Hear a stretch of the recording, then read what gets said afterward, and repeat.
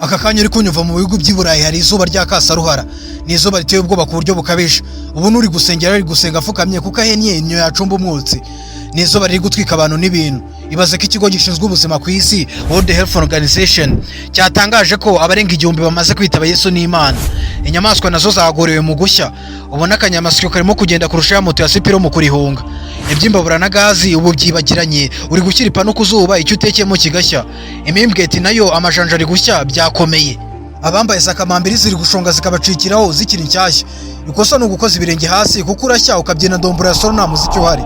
Ubushyuhe bwinshi buri guhanura ibyamanitswe n'abacuruzi nk'imineke. Abantu bari kwanika ibigori bajya kubyanura bagasanga byabaye injugu. Ubushyuhe n'izuba ryinshi biri gutera amatara yo ku mihanda gushya agakongoka ariko gurumano yareba. Injangwe nazo zagorewe kwicisha mu muhanda gato, amajanja ari gushya neza nka burusheti ku cyokezo, zikiruka neza nk'izifashwe n'amadayimoni. Inkweto ziri kuba imiyonga, umuntu wambaye inkweto ari gushiduka zamushongeyeho. Amakamyo n'imodoka zose amapine ari gushongo yareba agasigara mu mihanda.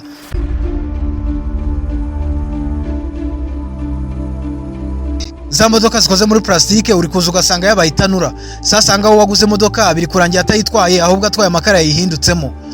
Uri gusiga moto hanze mu minota mike ugasanga yashyushye cyane kuruta inda zo ku isi ya 9. Yashyushye ku rwego utayicaraho.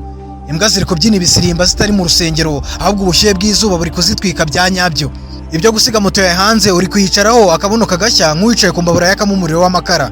Ibi bintu biri kubera mu bihugu by'Iburayi, Imana ibidukize. More than 100 people have died because of the heat wave across Europe.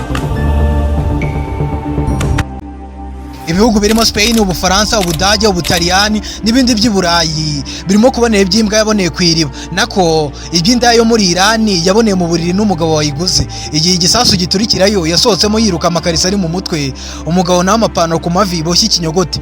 Ibaze ko hari n'amashuri yafunzwe kubera ubu bushyuhe. Muri Spain abarenga 500 bamaze kuba banyakwigendera iri Sororo.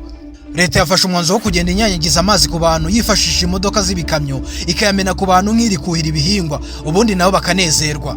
Kandi abaturage mu kwirinda ubu bushyuhe bari kuzura ku nyanja z'amazi bambaye ubukarinyo n'amasuti ngo bikinge ubu bushyuhe. Abasenzi nakabasenga musenge mwisengera tudasanga burusheti ku mishito.